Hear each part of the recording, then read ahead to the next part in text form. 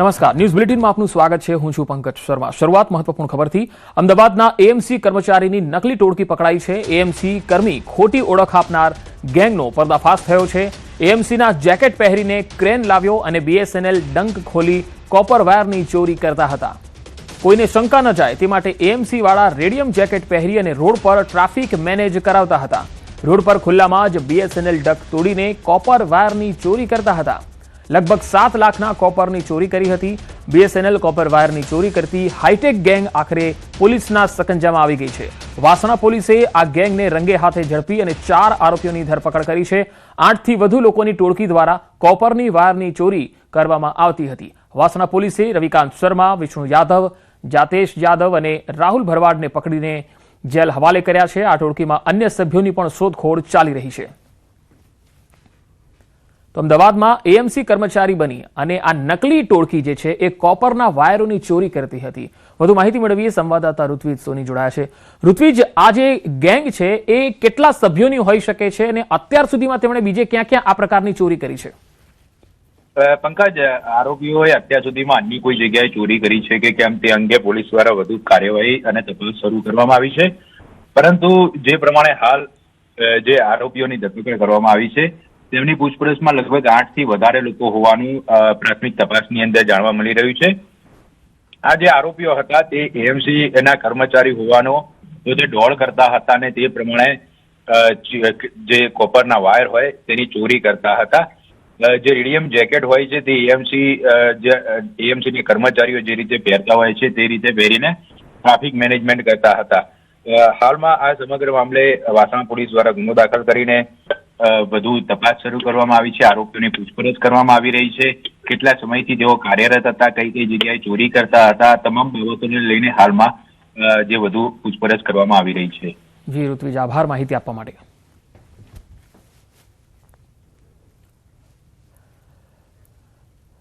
આણંદના આંકલાવમાં માતા પિતા માટે ચેતવણીરૂપ ઘટના સામે આવી। શનિ રવિની મજા મોતની સજા બની ગઈ। ઉમેટા નજીક રિસોર્ટમાં કરુણ દુર્ઘટના બની। સ્વિમિંગ પુલમાં ડૂબી જવાથી 2 બાળકોના મૃત્યુ થઈ ગયા। શનિ રવિની રજા પરિવાર માટે ગોઝારી બની ગઈ। તાંદલજાનો પરિવાર રજા માણવા માટે રિસોર્ટ આવ્યો હતો। માતા પિતાએ બંને બાળકોને પુલમાંથી બહાર કાઢ્યા। 112 જનરક્ષકની મદદથી હોસ્પિટલ ખસેડાયા। આંકલાવ રેફરલ હોસ્પિટલમાં બંનેને મૃત જાહેર કરાયા। 2 માસૂમના મોતથી પરિવાર પર આબ ફાટ્યું છે। વડોદરાના તાંદલજાનો પરિવાર શોકમાં ગરકાવ થઈ ગયો છે। વધુ માહિતી મેળવીએ સંવાદદાતા આણંદથી જનક જાગીરદાર જોડાયા છે। જનક, આંકલાવમાં જે 2 બાળકોના મૃત્યુ થયા છે આ અંગે શું વધુ વિગતો છે આપની પાસે? ચોક્કસ આણંદ જિલ્લાનો આંકલાવ જે તાલુકો છે ત્યાં ઉમેટા એટલે કે મહીસાગર નદી પર આવેલો ગામ છે ઉમેટા, અને ત્યાં ઘણા રિસોર્ટ આવેલા છે। એમાં કામધેનુ નામનો એક રિસોર્ટ છે અને ત્યાં મૂળ વડોદરા જિલ્લાના તાંદલજા ગામના પરિવારના લોકો અહીંયા આવ્યા હતા અને એમના 2 માસૂમ બાળકો, જોડિયા બાળકો છે અને બંને ડૂબી જવાથી બંનેનું મોત થયું છે। સમગ્ર ઘટનાની જાણ આંકલાવ પોલીસને કરવામાં આવી અને આંકલાવ પોલીસ ઘટના સ્થળે પહોંચી અને આ બંને બાળકોના મૃતદેહનો કબજો મેળવી અને આંકલાવ સામૂહિક આરોગ્ય કેન્દ્રમાં એમની પોસ્ટમોર્ટમની આખી વિધિ હાથ ધરવામાં આવી છે। તાંદલજા ગામનો જે સિદ્દીકી પરિવાર છે એ શનિ રવિની રજા માણવા માટે અહીંયા આવ્યો હતો કામધેનુ રિસોર્ટમાં, અને એમાં એના પરિવારના બંને જોડિયા બાળકોનું આ રીતે કરુણ મૃત્યુ થયું છે। જી જનક, આભાર માહિતી આપવા માટે। ભાવનગરમાં સ્વામિનારાયણ સંતને કરાયા બ્લેકમેલ। કેપી સ્વામી પાસેથી 5 કરોડની ખંડણી માંગવાનો આરોપ લાગ્યો છે। કેપી સ્વામીએ ઘોઘા રોડ પોલીસ મથકમાં ફરિયાદ આપી છે। પતિ પત્ની સહિત 3 વ્યક્તિ વિરુદ્ધ ફરિયાદ નોંધાવી છે। સ્વામીને અવારનવાર બ્લેકમેલ કરી 5 કરોડની ખંડણી માંગવાનો આરોપ લાગ્યો છે। સ્વામિનારાયણ ગુરુકુળના સંચાલક છે કેપી સ્વામી। ઘોઘા રોડ પોલીસે વધુ તપાસ હાથ ધરી છે। મોબાઈલની વાતચીતના ઓડિયોની સત્યતા અંગે પણ તપાસ કરવામાં આવી રહી છે। વધુ માહિતી મેળવીએ સંવાદદાતા ભાવનગરથી નીતિન ગોહિલ જોડાયા છે। નીતિન, કેપી સ્વામીએ જે આક્ષેપો લગાવ્યા છે, કોણ છે જે ખંડણી માંગી રહ્યા હતા તેમની પાસેથી? વાત કરીએ પંકજ તો ભાવનગરમાં સ્વામિનારાયણ ગુરુકુળના સંચાલક છે કેપી સ્વામી અને અન્ય 2 જે માધ્યમિક અંગ્રેજી માધ્યમની જે શાળાઓ છે તેમના પણ તેઓ સંચાલક છે અને વર્ષોથી શિક્ષણ ક્ષેત્રના કાર્ય સાથે સંકળાયેલ કેપી સ્વામી છે। તેમના દ્વારા 3 દિવસ પહેલા શહેરનું જે ઘોઘા રોડ પોલીસ સ્ટેશન છે ત્યાંથી ફરિયાદ નોંધાવી છે કે એક ડોક્ટર પ્રવીણ ભાલિયા, એક મહિલા અને એક હિરેન નામનો વ્યક્તિ દ્વારા તેમને નવા બ્લેકમેલ કરી અને 5 કરોડ રૂપિયા જેવી ખંડણી છે તે તેમની પાસેથી માંગવામાં આવી છે. આ બાબતને લઈને કેપી સ્વામીએ ઘોઘા રોડ પોલીસ સ્ટેશન છે ત્યાં પોતે ફરિયાદ નોંધાવેલી છે બ્લેકમેલિંગ અંગે. હાલ તો ઘોઘા રોડ પોલીસ સ્ટેશન દ્વારા આ તમામ 3 વ્યક્તિઓ અને કેપી સ્વામી છે તેમનો મોબાઈલ જપ્ત કરી અને જેમના જે પુરાવા છે તેની સત્યતાની અંગેની જે થઈ રહેલી ઓડિયો ક્લિપની વાતચીત છે તે અંગેની તપાસ છે તે તપાસ હાથ ધરવામાં આવી છે. જી નીતિન, આભાર માહિતી આપવા માટે. ભરૂચમાં ભાજપનો આગેવાન જ નીકળ્યો બુટલેગર. જી હા, ભરૂચ જિલ્લાના ઝઘડિયા 3 રસ્તા નજીકથી વિદેશી દારૂ ભરેલી એક ટ્રક ઝડપી અને તેમાં જે બુટલેગર હતો એ ભાજપનો જ આગેવાન નીકળ્યો. ટ્રકમાં પ્લાસ્ટિકના કેરેટની આડમાં વિદેશી દારૂ અને બિયરનો જથ્થો લઈ જવાતો હોવાનું સામે આવ્યું. પોલીસે ટ્રકની તપાસ કરી તો વિદેશી દારૂ અને બિયરના કુલ 11,916 નંગ મળી આવ્યા. ઝડપાયેલા દારૂના જથ્થાની કિંમત 22.55 લાખથી વધુ છે. પોલીસે ટ્રક અને મોબાઈલ સહિત કુલ 32.57 લાખનો મુદ્દામાલ કબજે કર્યો છે. પ્રાથમિક તપાસમાં દારૂનો જથ્થો દમણથી રાજપીપળા તરફ લઈ જવાતો હોવાનું સામે આવ્યું. આ દરમિયાન આ દારૂના મામલામાં વોન્ટેડ આરોપી તરીકે સામે આવેલા દિનેશ વસાવા ભાજપના આગેવાન હોવાનો ખુલાસો થયો છે. દિનેશ વસાવાની પુત્રી નર્મદા જિલ્લા પંચાયતમાં ભાજપના સભ્ય હોવાનું પણ સામે આવ્યું. આ ખુલાસા બાદ સમગ્ર મામલો રાજકીય રીતે પણ ચર્ચાસ્પદ બન્યો છે. દારૂના મામલામાં વોન્ટેડ આરોપી ભાજપનો સભ્ય નીકળ્યો છે. વધુ માહિતી મેળવીએ સંવાદદાતા ભરૂચથી ભાવિન મારી સાથે જોડાશે. ભાવિન, આ જે બુટલેગર છે હવે તેની સામે શું કાર્યવાહી થશે અને હવે પાર્ટીનો પણ આગેવાન નીકળ્યો છે ત્યારે આ અંગે શું વધુ વિગતો? જી જરૂરથી જણાય કે જે ઝઘડિયાના 3 રસ્તા નજીક ક્રાઇમ બ્રાન્ચની ટીમ કાલ રોજ ઊભી હતી અને તેમને બાતમીના આધારે દારૂ ભરેલી જે ટ્રક ઝડપાઈ હતી એ ટ્રકની અંદર લગભગ 22 લાખ જેટલો દારૂ ઝડપાયો હતો. 11,000 જેટલા નંગ ઝડપાયા હતા. પોલીસે જે ખુલાસો કર્યો છે એમાં ખાસ ખુલાસો એ કર્યો છે કે આ જે દારૂની જે ખેપ હતી તે દમણથી રાજપીપળા બાજુ દારૂ લઈ જવાતો હતો. મહત્વની વાત એ છે કે જે આખો મામલો છે તે દારૂના કેસમાં વોન્ટેડ જે દિનેશ વસાવાનું નામ સામે આવ્યું છે તે દિનેશ વસાવા ભાજપના આગેવાન હોવાનો ખુલાસો આવ્યો છે. જેના ઘણા અગ્રણીઓ સાથે એના ફોટા પણ નજરે પડે છે અને ઘણી બધી જગ્યાએ આગેવાનો સાથે ઉભો રહેલો બાજુમાં નજરે પડેલો છે. આ દિનેશ વસાવાની જે પુત્રી છે તે નર્મદા જિલ્લામાં પંચાયતની ભાજપની સભ્ય પણ માનવામાં આવે છે અને જે સમગ્ર મામલો છે તેમાં જે દારૂ ઝડપાયો છે તે 32 લાખનો મુદ્દામાલ સાથે કબજે કર્યો છે. જી આભાર ભાવિન માહિતી આપવા માટે. અને હવે વાત ગુજરાતમાં વધુ એક બ્રિજ ધડામ.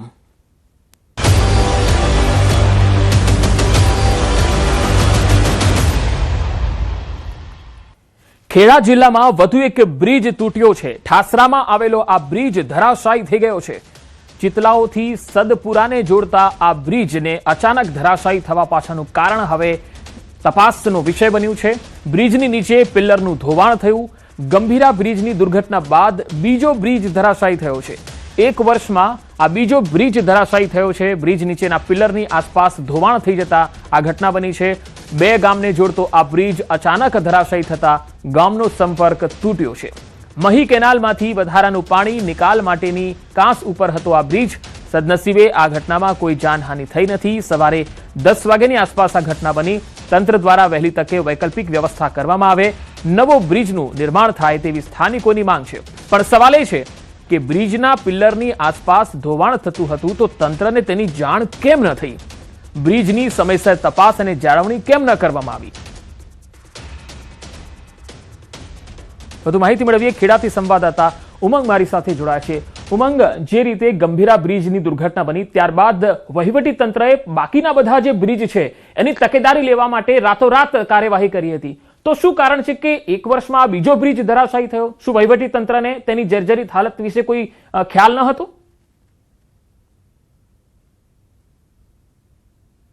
જે બ્રિજ તૂટ્યો છે તે બ્રિજ તૂટ્યો છે ચિતલાવથી જે સુંદરપુરા ગામ છે તેની વચ્ચે જોડતો બ્રિજ છે. બ્રિજની અંદર આ જે બ્રિજ છે મહી કેનાલનું જે રિઝર્વ પાણી હોય છે તે પાણી નિકાલ માટેનો બ્રિજ હતો અને આ બ્રિજની અંદર અત્યારે પ્રાંત અધિકારી પહોંચ્યા છે. સીધી જ તેમની સાથે દુર્ઘટના છે, શું કહેશો?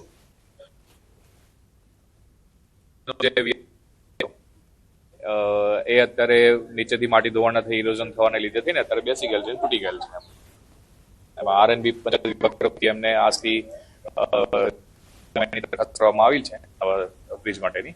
જૂનો જર્જરિત બ્રિજ હતો જે અત્યારે બેસી ગયો છે. એમાંથી કોઈને જાનહાનિ કોઈને થયેલ નથી. સાહેબ અત્યારે કેવા પ્રકારની વૈકલ્પિક વ્યવસ્થા કરવા કે બ્રિજ પણ તૂટ્યો છે, અન્ય પણ ધોવાણ થયું છે, લોકો જોખમી અવર જવર કરતા પણ કેમેરામાં કેદ થયા છે, કેવા પ્રકારની વ્યવસ્થા કરવામાં આવી છે અને આવનાર વિસ્તાર સમયમાં કેવો પ્રકાર રસ્તો કરવામાં આવશે? અત્યારે અહીંયાથી અવર જવર સંપૂર્ણપણે એને બંધ કરવામાં આવશે અને એને જે ઓલ્ટરનેટ રસ્તો છે ત્યાંથી પબ્લિક એનો ઓલ્ટરનેટ રસ્તો જે 2.5 કિલોમીટર 2.8 કિલોમીટર જેવો છે ત્યાંથી યુઝ કરી શકશે. સાહેબ અન્ય અત્યારે કોઈ કાર્યવાહી કરવામાં આવશે ખરી? આ જગ્યાએ બ્રિજ તૂટ્યો છે, અન્ય પણ માટીનું ધોવાણ થયું છે, જેથી કોઈ લોકો ત્યાં ના જાય, કોઈ જાનહાનિ ના થાય તે માટે કેવા પ્રકારના પગલાં ભરવામાં આવશે? અત્યારે દ્વારા પ્રાથમિક અહેવાલ અત્યારે સરકારશ્રીમાં મોકલી આપવામાં આવેલ છે, જે આગળથી જે સરકારશ્રીની જે કાર્યવાહી થશે એ કરવામાં આવશે. બિલકુલ ચોક્કસથી તમને કહી શકાય કે અહીંયા જે કહી રહ્યા છે કે અત્યારે આ જે તંત્ર પહોંચ્યું છે અને તંત્રના કારણે અત્યારે જે લોકો છે બીજા દ્રશ્યો બતાવીશ તમને કે તમે જોઈ શકો છો કે આ બ્રિજ છે તો સંપૂર્ણ અત્યારે તૂટી ગયો છે. બીજી બાજુ દ્રશ્યો બતાવીશ કે અહીંયા આગળ એક અન્ય ચેક ડેમ પણ હતો, તે ચેક ડેમ પણ અત્યારે અહીંયા આગળ તે પાણીમાં ગરકાવ થઈ ગયો છે. કહી શકાય કે અત્યારે લોકો છે તે અત્યારે જોખમી અવર જવર કરવા માટે મજબૂર બન્યા છે. બીજી બાજુ પંકજ દ્રશ્યો બતાવવાનો પ્રયત્ન કરીશ, અહીંના સ્થાનિક લોકો સાથે પણ વાત કરવાનો પ્રયત્ન કરીશું કે આ ઘટના જે બની છે તેને લઈને લોકો છે તે અહીંયા આગળ અત્યારે પોતે પારાવાર મુશ્કેલી પડી રહ્યા છે. પંકજ દ્રશ્યો સીધા જોઈ શકો છો, આ જે બ્રિજ હતો કે બ્રિજની અંદરથી અહીંયાથી જે માટીનું ધોવાણ થયું અને આ ધોવાણના કારણે જે લોકો છે તેમને વ્યાપક મુશ્કેલી વેઠવાનો વારો આવી રહ્યો છે, કારણ કે આ ગામની અંદર અત્યારે જવું હોય તો 4 કિલોમીટર જેટલું અંતર ફરીને તેમને જવાનું અત્યારે નોબત આવી છે. બીજી બાજુ દ્રશ્ય પંકજ બતાવીશ કે અહીંયા આગળ અત્યારે પોલીસ તો ખડકી દેવામાં આવી છે, પરંતુ લોકો છે તે કહી શકાય કે આગળ જોખમી અવરજવર કરી રહ્યા છે. બીજી બાજુ મહત્વની વાત કરો તો ગ્રામજનોનો આક્ષેપ એવો પણ હતો કે આગળ પાણી જે ફોર્સમાં આવતું હતું તેથી તેમને પાણી બંધ કરવા માટે પણ વારંવાર રજૂઆત કરી હતી, પણ તેની કોઈ કાર્યવાહી ન થઈ હતી. માર્ગ મકાન પંચાયત વિભાગ દ્વારા બ્રિજ તો બંધ કરવામાં આવ્યો હતો, પરંતુ લોકો છે તેમને એંગલો તોડીને બ્રિજની ઉપરથી ચાલુ રાખી હતી. જોકે સદનસીબે કોઈ દુર્ઘટના નથી બની, પરંતુ આ જે માટી છે તે હજુ પણ સતત ધોવાઈ રહી છે. જી પંકજ. ઉમંગ, આ ચિતલાવ અને સદપુરા આ 2 ગામ સિવાય બીજા કેટલા ગામો એવા છે કે જે લોકોના સ્થાનિકોની મુખ્ય અવર જવરનો માર્ગ આ બ્રિજ હતો? પંકજ ચોક્કસથી આ જે બ્રિજ છે તે ચિતલાવ અને સુંદરપુરા સિવાય અન્ય કોઈ ગામને અસર નથી કરતો, કારણ કે આની આગળ બીજો એક અન્ય બ્રિજ આવેલો છે જે મુખ્ય માર્ગ પર આ જે ગામનો અંતરિયાળ રસ્તો હોય તેનો બ્રિજ હતો અને આ બ્રિજની અંદર અંતર બંને જ ગામના લોકો અવરજવર કરતા, અન્ય કોઈ ગામના લોકો અવરજવર નતા કરતા હતા. પરંતુ પંકજ ફરીથી દ્રશ્યો બતાવીશ કે તમે દ્રશ્યોમાં અત્યારે જોઈ શકો છો આ એટલું વ્યાપક થયું છે કે બીજી બાજુ ઉપર પંકજ ઉપર જવાનો પ્રયત્ન ઉપર હોબાળો થયો છે. જે પ્રાંત અધિકારીઓ પહોંચ્યા છે તેમને લોકો છે તેઓ અત્યારે આગળ રજૂઆત કરી રહ્યા છે અને લોકો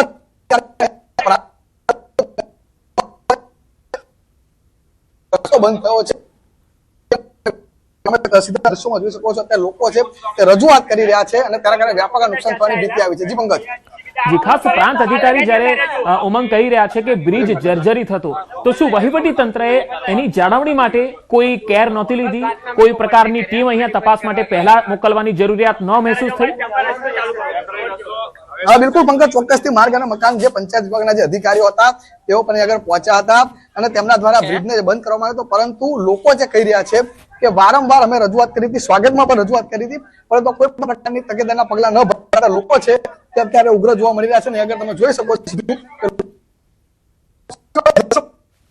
કે બીજી બાજુ અહીંયા આગળ જે બ્રિજની અંદર જે અન્ય જે ચેક ડેમ બનાવેલો હતો પણ સંપૂર્ણ પાણીમાં ગરકાવ થઈ ગયો છે. જો કે આ દ્રશ્યો બતાવવા માટે આગળ જવા માટે થોડું સ્થિતિ છે તે જરાક નબળી છે, પરંતુ તમે જોઈ શકો છો કે આ બ્રિજ છે તેના અત્યારે ટુકડા થઈ ગયા છે અને કહી શકાય કે લોકોને વાપરી મુશ્કેલી વેઠવાનો અત્યારે વારો આવે છે.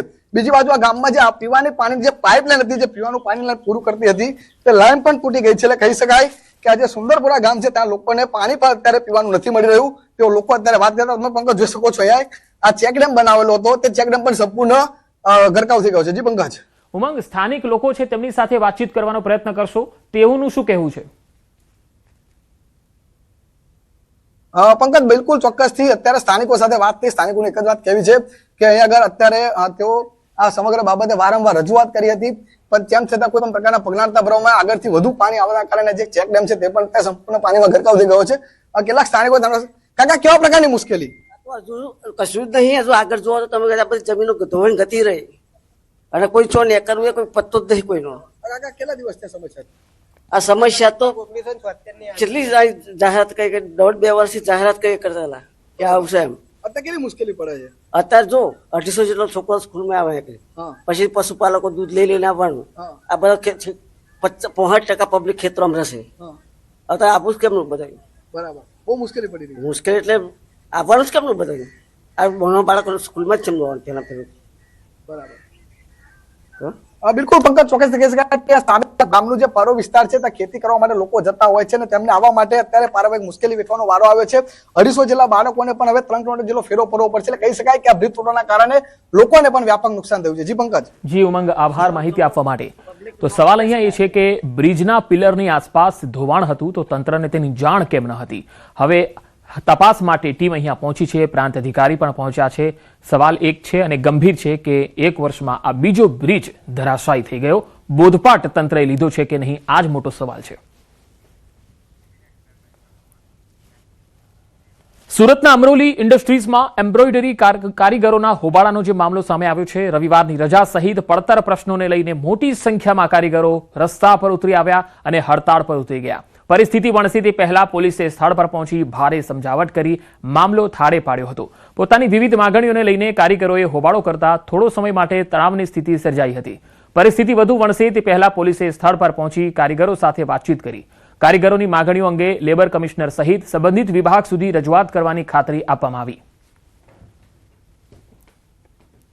એમ્બ્રોઇડરી વર્કર્સની કેટલીક ડિમાન્ડ માટે એમ્બ્રોઇડરી વર્કર્સ આજે રજાનો દિવસ હોય ભેગા થયેલા.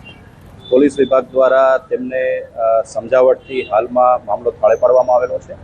કોઈપણ પ્રકારની કાયદો અને વ્યવસ્થાની પરિસ્થિતિનો પ્રશ્ન હાલમાં નથી અને તેઓનો જે પણ પ્રશ્ન છે તે લેબર કમિશનર તથા લાગતા વળગતા વિભાગ સુધી પહોંચાડવાની જે વર્કર્સ છે તેમને ખાતરી આપવામાં આવેલ છે.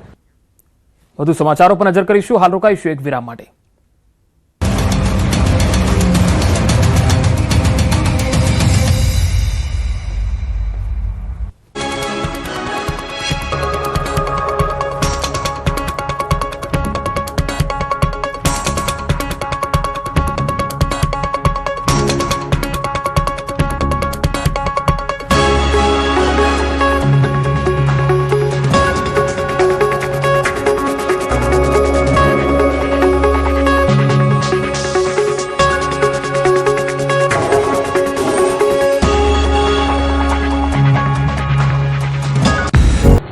વડોદરા બાદ હવે રાજકોટમાં ડ્રાઇવિંગ લાયસન્સ માટે અગ્નિ પરીક્ષા. મોટાભાગના લોકો ફેલ. રાજકોટ આરટીઓમાં ડ્રાઇવિંગ લાયસન્સ મેળવવા માટે શરૂ કરાયેલી એઆઈ આધારિત ડ્રાઇવિંગ ટેસ્ટ હવે અરજદારો માટે મુશ્કેલીનું કારણ બની છે. 16 જુલાઈથી ઓટોમેટેડ ડ્રાઇવિંગ ટેસ્ટ ટ્રેક શરૂ થયા બાદ મોટી સંખ્યામાં અરજદારો ટેસ્ટમાં ફેલ થઈ રહ્યા છે. ખાસ કરીને 4 વ્હીલરના અરજદારો માટે આ ટેસ્ટ મોટો પડકાર બની રહ્યો છે. છેલ્લા 21 દિવસના આંકડા પ્રમાણે 1090 ઉમેદવારોએ પરીક્ષા આપી, જેમાંથી 938 ઉમેદવારો નાપાસ થયા છે. એટલે કે 85% વધુ લોકો ડ્રાઇવિંગ ટેસ્ટ પાસ ન કરી શક્યા. 2 વ્હીલરની વાત કરીએ તો 2393 ઉમેદવારોએ પરીક્ષા આપી, જેમાંથી 670 ઉમેદવારો નાપાસ થયા. એટલે કે 27%થી વધુ અરજદારો નાપાસ થયા છે. એઆઈ સિસ્ટમ ડ્રાઇવિંગ દરમિયાન થતી નાની ભૂલો પણ પકડી લે છે. 4 વ્હીલરમાં સમાંતર પાર્કિંગ અને સિગ્નલ જમ્પિંગના કારણે સૌથી વધુ અરજદારો ફેલ થઈ રહ્યા છે, જ્યારે 2 વ્હીલરમાં ટ્રેકના અંતિમ વળાંક પાસે સંતુલન ગુમાવવું કે જમીન પર પગ મૂકવો નાપાસ થવાનું મુખ્ય કારણ છે. અરજદારો માટે મુશ્કેલી એટલા માટે પણ વધી છે કે ટેસ્ટમાં ફેલ થયા બાદ ફરી પરીક્ષા આપવા માટે 2 મહિના સુધી રાહ જોવી પડે છે. એટલું જ નહીં, રીટેસ્ટ માટે 300 રૂપિયાની ફી પણ ચૂકવવી પડે છે. નર્મદામાં સાગબારા જંગલ જમીન વિવાદ ઉગ્ર બન્યો. સાંસદ મનસુખ વસાવાએ રાજીનામાની દર્શાવી તૈયારી. અનંત પટેલ રાજીનામે આપવાથી પ્રશ્ન સોલ્વ થઈ જવાનો હોય તો ચાલો હું રાજીનામું આપી દઉં.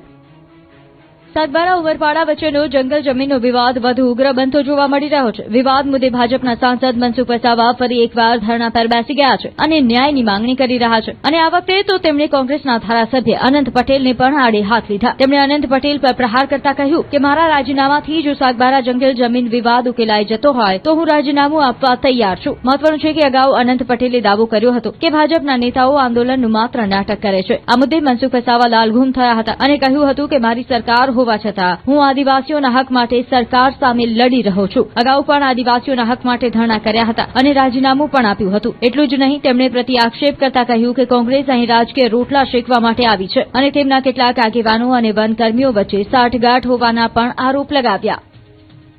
ઇકો સેન્સિટિવ ઝોનમાં મેં સંસદ સભ્ય તરીકે રાજીનામું આપી દીધું હતું. અનંત પટેલ સમજી લે ભાઈ, ઇકો સેન્સિટિવ ઝોનના મુદ્દે મેં સંસદ સભ્યમાંથી રાજીનામું આપી દીધું. સંસદ સભ્ય મારા માટે ગૌણ છે.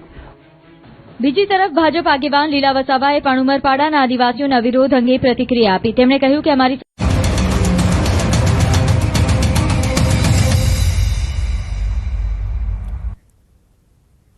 વાત સુરતની. સુરતમાં સચિન પાલી ગામ બ્રિજ પર અકસ્માત થયો. પૂરપાટ આવતો એક ટેમ્પો અચાનક પલટી ખાઈ ગયો અને બ્રિજ પરથી નીચે ઉતરતી વખતે ટેમ્પા ચાલકે કાબુ ગુમાવી દીધો. અકસ્માતમાં ટેમ્પોને નુકસાન થયું. ઘટનાની જાણકારી મળતા જ આસપાસના લોકો પણ તાત્કાલિક સ્થળ પર દોડી આવ્યા. અકસ્માત બાદ બ્રિજ પર લોકોની ભીડ એકત્ર થઈ ગઈ. સદનસીબે આ ઘટનામાં કોઈ જાનહાનિ થઈ નથી. સ્થાનિકોમાં થોડા સમય માટે અફરાતફરીનો માહોલ જોવા મળ્યો હતો.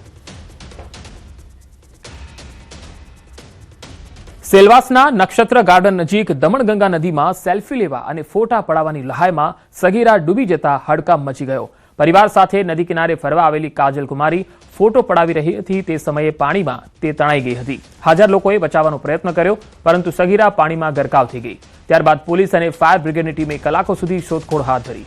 ભારે શોધખોળ બાદ સગીરાનો મૃતદેહ મળી આવતા પરિવાર સહિત વિસ્તારમાં ગમગીની છવાઈ ગઈ. ઘટનાના થોડા સમય પહેલાનો વિડીયો પણ સોશિયલ મીડિયામાં વાયરલ થયો છે. તો સેલ્ફીના ચક્કરમાં આ તમે જોઈ શકો છો કેવી રીતે જીવ જે છે એ જોખમમાં મૂકતા હોય છે લોકો. કલાકોની શોધખોળ બાદ આ સગીરાનો મૃતદેહ મળી આવ્યો. સેલવાસના અહીંયા દમણગંગા જ્યાં આગળ આ ઘટના બની, કાજલના મોતથી પરિવાર હાલ શોકમાં ગરકાવ છે. આ સગીરાનું ડૂબી જવાથી મોત નીપજ્યું છે. ઘટનાના થોડા સમય પહેલાનો જે વિડીયો છે એ વાયરલ થઈ રહ્યો છે. ગાંધીનગરના અડાલજ ત્રિમંદિર ખાતે બેઠક છે. અખિલ ગુજરાત આંગણવાડી કર્મચારી સંઘની બેઠકનું આયોજન. આંગણવાડી બહેનોનો વિરોધ, પડતર પ્રશ્નોનું નિરાકરણ નહીં આવે તો ઉગ્ર વિરોધની ચીમકી આપી છે. આંગણવાડી કેન્દ્રોને તાળાબંધી કરવાની ચીમકી આપી. પગાર વધારા સહિતના વિવિધ પડતર પ્રશ્નોને લઈને કર્મચારીઓમાં રોષ છે. કામગીરીના ભારણ અને અન્ય પ્રશ્નોને લઈ સરકાર સામે નારાજગી છે. માંગણીઓ નહીં સંતોષાય તો તબક્કાવાર આંદોલન કરવાની સંઘની ચીમકી છે. સરકાર સામે આંગણવાડી કર્મચારીઓનું આંદોલનનું એલાન છે. ભવિષ્યમાં જે આ યુનિયન દ્વારા એમના પગાર વધારા અને બીજા અન્ય પ્રશ્નો બાબતે જે કંઈ પગલાં લેવાના છે એ વિશેની ચર્ચા વિમર્શ અર્થે બોલાયેલા છે. અને એમાં જે કંઈ પણ નક્કી થશે, ભાવિ જે પણ પગલાં નક્કી થશે એ પ્રમાણે અમારું યુનિયન આજ પછી એ પ્રમાણે એમના વેતન વધારા અને અન્ય તકલીફો વિશે સરકારશ્રી સમક્ષ જે કંઈ કાર્યવાહી કરવાની થશે એ કરશે. અમારી જે આ માંગ છે પગાર વધારો પછી જે ઓનલાઈન કામગીરી છે એનું ભારણ પણ વધતું જાય છે, તો એ કામગીરી પણ એટલી વધશે, વધારે વધશે. અને અમારી જે માંગ છે એ પૂરી નહીં થાય તો અમે સદંતર તાળાબંધી કરીશું અને આંદોલન કરીશું. ગીર સોમનાથના ઉનાની જસરાજનગર સોસાયટીમાં મોડી રાત્રે સિંહે મારણ કરતા સ્થાનિકોમાં ભયનો માહોલ સર્જાયો. મારણ કર્યા બાદ સિંહ તપોવન વિસ્તારમાં આંટાફેરા કરતો જોવા મળ્યો. સમગ્ર ઘટનાના દ્રશ્યો સીસીટીવીમાં પણ કેદ થયા છે. સોસાયટી અને આસપાસના વિસ્તારમાં સિંહની અવરજવરથી લોકોમાં ફફડાટ વ્યાપી ગયો છે. રહેણાંક વિસ્તારમાં સિંહની સતત અવરજવર સામે સ્થાનિકોએ વન વિભાગને કાર્યવાહી કરવાની માંગ કરી છે.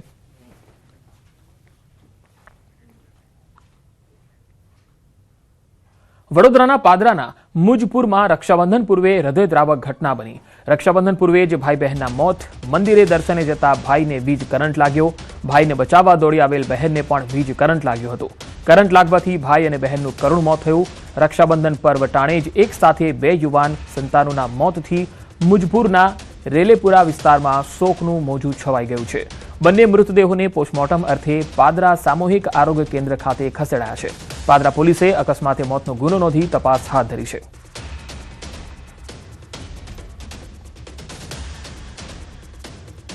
આ તરફ વડોદરામાં ફૂટબોલ રમતા એક વિદ્યાર્થીનું કરંટ લાગવાથી મૃત્યુ થઈ ગયું. નિજામપુરાની ન્યૂ ઈરા સ્કૂલમાં આ કરુણ ઘટના બની. શાળાના મેદાનમાં ફૂટબોલ રમતો વિદ્યાર્થી થાંભલાને અડી ગયો. થાંભલામાં વીજ કરંટ હોવાથી વિદ્યાર્થીને જોરદાર ઝટકો લાગ્યો. 11મા ધોરણમાં અભ્યાસ કરતા 15 વર્ષના વિદ્યાર્થીનું મોત થઈ ગયું. હોસ્પિટલમાં સારવાર મળે તે પહેલા વિદ્યાર્થી મોતને ભેટ્યો. વિદ્યાર્થીના મૃતદેહને પોસ્ટમોર્ટમ અર્થે એસએસજી હોસ્પિટલ ખસેડાયો છે. ઘટના અંગે ફતેગંજ પોલીસે ગુનો નોંધી તપાસ હાથ ધરી છે.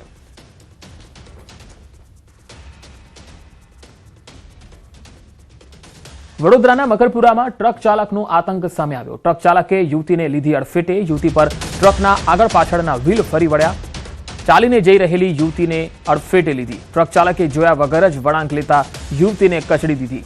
ઇજાગ્રસ્ત યુવતીને સારવાર માટે હોસ્પિટલમાં ખસેડાઈ છે. યુવતીની હાલત અત્યંત ગંભીર બતાવાઈ રહી છે. માંજલપુર પોલીસે આરોપી ટ્રક ચાલકને ઝડપી પાડ્યો છે. આરોપી રામસિંહ સોલંકી સામે ગુનો દાખલ થયો છે. પોલીસે સીસીટીવી ફૂટેજના આધારે આગળની તપાસ હાથ ધરી છે. વડોદરાના આજવા રોડની શ્રીજી આશ્રય સોસાયટીમાં બબાલ થઈ ગઈ. ફ્લેટના પૂર્વ સભ્ય અને કિન્નરે દશામાની સ્થાપના કરી બહારના લોકોને દર્શનનું આમંત્રણ આપતા વિવાદ થયો. બહારથી સેંકડો ભક્તો આવતા ફ્લેટના રહીશોમાં રોષ જોવા મળ્યો. રહીશોએ દર્શનાર્થીઓને ટોકતા મામલો ગરમાયો હતો. કિન્નર હિમાની માસી અને સમર્થકોએ મારામારી કરી. 6 મહિના અગાઉ બાપોદ પોલીસને લેખિતમાં રજૂઆત કરતા કાર્યવાહી ન કર્યાનો પણ રહીશોનો આરોપ છે. પોતાના જ ઘરમાં અસુરક્ષિત હોવાનો રહીશોનો દાવો છે. સોસાયટીના રહીશો પોલીસ મથકે પહોંચ્યા. તો વડોદરાના બાપોદ વિસ્તારનો આ બનાવ, જ્યાં શ્રીજી આશ્રય સોસાયટીમાં બબાલ મચી ગઈ, જ્યાં કિન્નરે પોતાના ઘરમાં દશામાની પ્રતિમા સ્થાપિત કરી અને દર્શન માટે જ્યારે બહારથી લોકો આવ્યા ત્યારે ત્યાંના જે સ્થાનિક મૂળ રહીશો છે તેમને વધારે તકલીફ થઈ અને તેમણે આ ન થવું જોઈએ એ બાબતે સામસામે બોલાચાલી કરી હતી.